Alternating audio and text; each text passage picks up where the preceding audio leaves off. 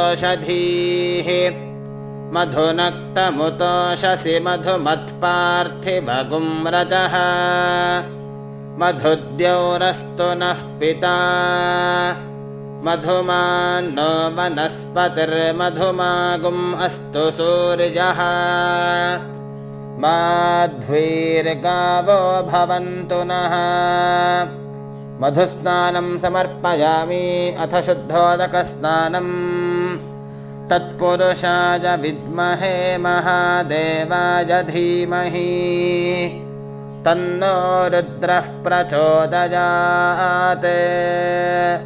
शुद्धोदकस्नानं समर्पयामि अथ शर्करास्नानम् ॐ स्वादुः पवस्व दिव्याय जन्मने स्वादुरिन्द्राय सुहवीतु नाम्ने स्वादर्मि